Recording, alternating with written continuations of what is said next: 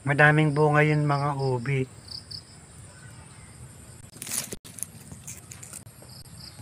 Matataas nga lang. Ito yung ginagawa naming halayang ubi. Yung mga bunga na yan.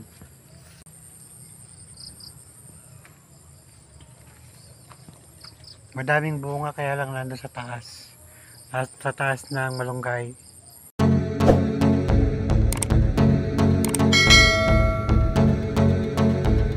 Welcome to my vlog. Pupunta muna ako sa likod bahay para bisitahin ang mga bagong tanim na gulay. Nagtitilaokan pa ang mga manok.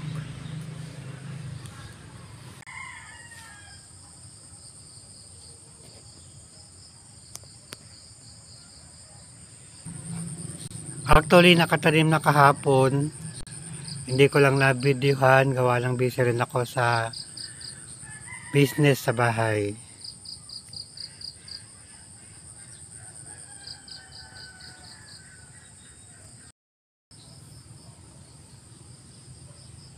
Meron kaming mga tanim na kamatis.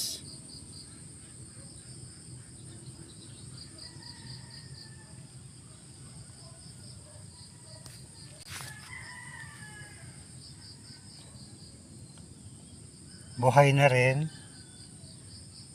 Kaya lang may paparating namang bagyo. Mga sili naman lang tanim namin dito.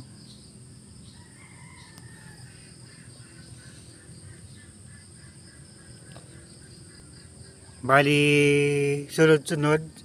Sa kabila kamatis. Hanggang dito ang kamatis, tapos sili. Hanggang dun sa kabila.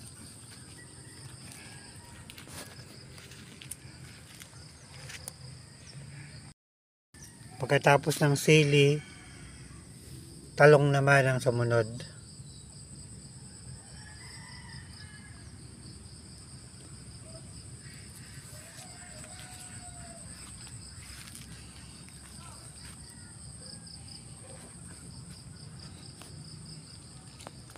Bali may mga sumobrang punla na sili, kaya after ng talong, sili ulit. Dito na itinuloy ang pagtatanim.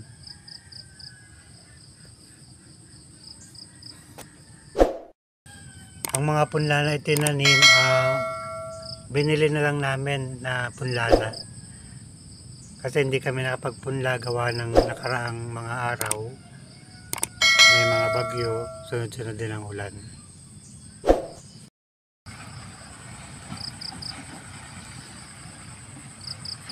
Pupunta na sa bukid yung traktora. Magbabasag na ng bukid.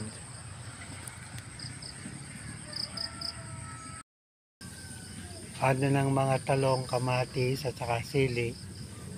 Dito naman sa side na to, okra. Bali buto naman ito, itinanim namin.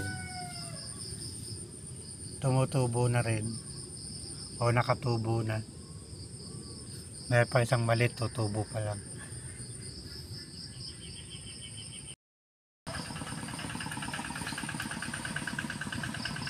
Marami na rin nagkagayakan ng bukid.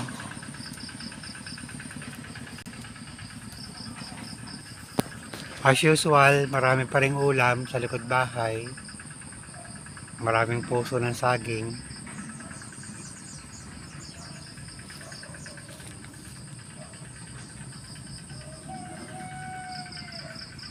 Natapos na lahat taniman ng gulay itong likod ng bahay. Sa kabilang side, palay naman tinatanim doon, kaya hindi na binungkal. Baka next week or baka this week araruhin na rin ang lupa na yan.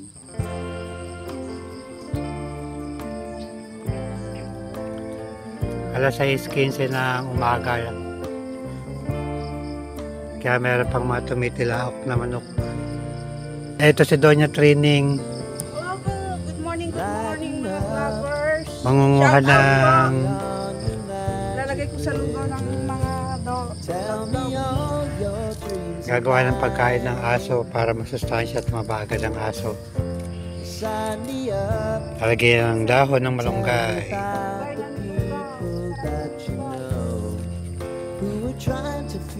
Masarap pagtapay dito sa bakuran kapag maaga. Malamig. Malamig ang simoy ng hangin.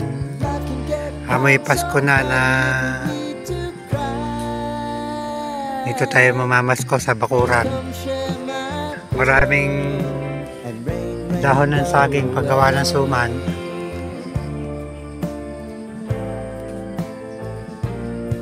Dami ng suwi, no? Pagka marami.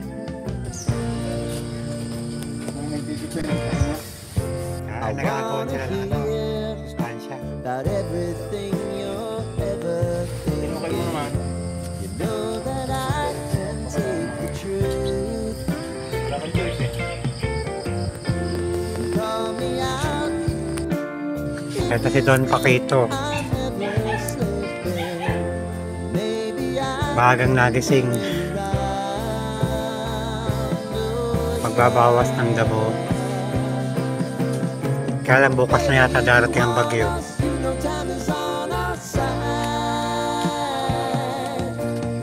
Abutan na ng bagyo, Don Paquito.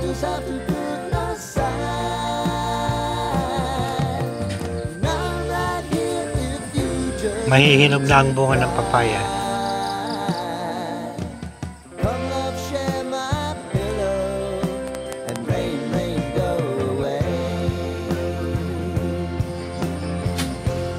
Magbabawas ang dahon ng saging dahil magbabagyo, baka tumumba sa bigat ng mga dahon.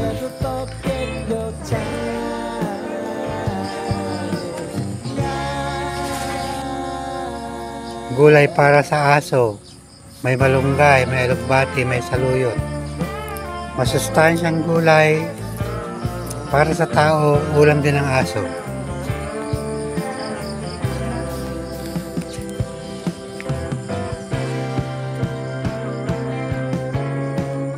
Pumunta ka lang dito sa likod ng bahay, hindi ka na mawawala ng ulam. Sahog na lang kailangan.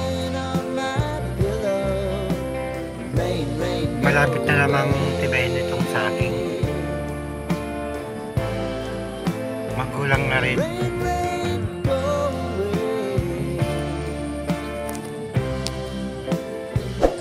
Till here.